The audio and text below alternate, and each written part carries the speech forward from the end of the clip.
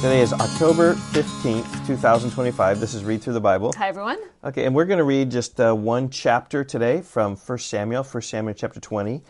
And Yvonne, would you read your summary? Because Sure, you okay. read it, and So- I was kind of laughing at it. So, I kind of like to fit a lot of information on the little space in the summary book, and so the space is precious, and so I have to conserve it. Yep, so this is So key. I use initials. Yeah, for all of you who are thinking about how you write summaries down, this Right. might be a good counsel for you. Okay. Okay. So this is talking about David and Jonathan and Saul. Okay. So we have D and J and S. Okay.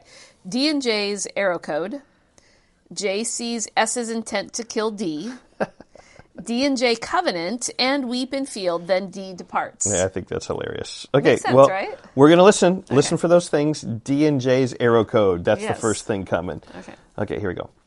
Then David fled from Naioth in Ramah and came and said before Jonathan, "What have I done? What is my guilt? And what is my sin before your father that he seeks my life?" And he said to him, "Far from it, you shall not die. Behold, my father does nothing, either great or small, without disclosing it to me. And why should my father hide this from me? It is not so." Why? Because Saul knows that Jonathan is friends with David. Yep. But David vowed again, saying, "Your father knows well that I have found favor in your eyes." And he thinks, "Do not let Jonathan know this, lest he be grieved. But truly, as the Lord lives, and as your soul lives, there is but a step between me and death." Wow. Then Jonathan said to David, "Whatever you say, I will do for you." David said to Jonathan, "Behold, tomorrow is the new moon, and I should not fail to sit at table with the king. But let me go, that I may hide myself in the field till the third day at evening. If your father misses me at all, then say, 'David earnestly asked leave of me to run to Bethlehem his city, for there is a yearly sacrifice there for all the clan.'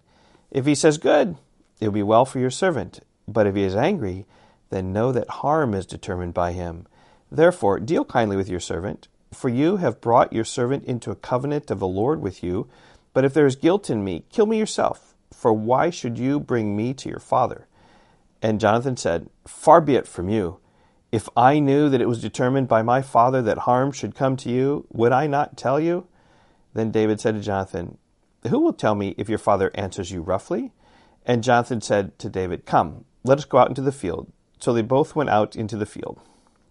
Verse 12. And Jonathan said to David, "The Lord, the God of Israel, be witness. When I have sounded out my father about this time tomorrow or the third day, behold, if he is well disposed toward David, shall I not then send and disclose it to you? But should it please my father to do you harm, the Lord do so to Jonathan and more also, if I do not disclose it to you and send you away, that you may go in safety." It's interesting. I was talking in third person here. Yeah, I know. That's kind strange. of weird. Yep. May the Lord be with you as he has been with my father. If I am still alive, show me the steadfast love of the Lord that I may not die, and do not cut off your steadfast love from my house forever, when the Lord cuts off every one of the enemies of David from the face of the earth. Wow, Jonathan completely just knows that I think David's going to become king. Right. And Jonathan made a covenant with the house of David, saying, "May the Lord take vengeance on David's enemies." And Jonathan made David swear again by his love for him, for he loved him as he loved his own soul. Then Jonathan said to him, "Is this the arrow code?" Yes. Okay, here's the arrow code. "Tomorrow is the new moon, and you will be missed, because your seat would be empty. On the third day, go down quickly to the place where you hide yourself when the matter was in hand, and remain beside the stone heap. And I will shoot 3 arrows to the side of it, as though I shot at a mark. And behold, I will send the boy, saying, 'Go, find the arrows.' And if I say to the boy, 'Look, the arrows are on this side of you, take them,' then you are to come, for as the Lord lives, it is safe for you, and there's no danger. But if I say to the youth, 'Look, the arrows are beyond you,' then go, for the Lord has sent you away. As for the matter of which you and I have spoken, behold, the Lord is between you and me forever." Verse 24. So David hid himself in the field. And when the new moon came, the king sat down to eat food. The king sat on a seat, as at other times, on the seat by the wall. Jonathan sat opposite, and Abner sat by Saul's side. But David's place was empty. Yet Saul did not say anything that day, for he thought, "Something has happened to him. He's not clean. Surely he is not clean." But on the second day, the day after the new moon, David's place was empty, and Saul said to Jonathan his son, "Why has not the son of Jesse come to the meal, either yesterday or today?" Jonathan answered Saul, right, exactly like they had planned. "David earnestly asked leave of me to go to Bethlehem. He said, 'Let me go, for our clan holds a sacrifice in the city, and my brothers commanded me to be there. So now, if I have found favor in your eyes, let me go away and see my brothers. For this reason he has not come to the king's table.'" Then Saul's anger was kindled against Jonathan. This is the big reveal. And he said to him, "You son of a perverse, rebellious woman, do I not know that you have chosen the son of Jesse to your own shame and to the shame of your mother's nakedness?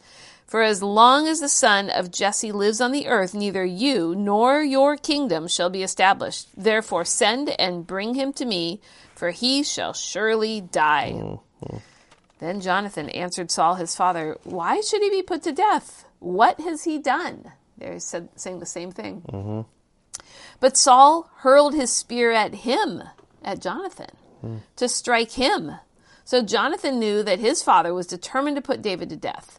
And Jonathan rose from the table in fierce anger and ate no food on the second day of the month, for he was grieved for David because his father had disgraced him. Okay. Wow, that's just terrible, terrible family turmoil right there. Okay, so here comes the arrow code, like decoded or whatever. Yeah, well, it's J sees S's intent to kill D. I see. Okay. Okay, so then D and J covenant and weep in the field. Okay, good. Here we go. D and J covenant, weep in the field.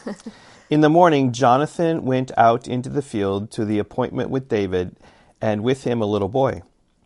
And he said to his boy, "Run and find the arrows that I shoot." As the boy ran, he shot an arrow beyond him. And when the boy came to the place of the arrow that Jonathan had shot, Jonathan called after the boy and said, "Is not the arrow beyond you?" And Jonathan called after the boy, "Hurry, be quick, do not stay." So Jonathan's boy gathered up the arrows and came to his master. But the boy knew nothing. Only Jonathan and David knew the matter, because they had this arrow code. And Jonathan gave his weapons to the boy and said to him, "Go and carry them to the city."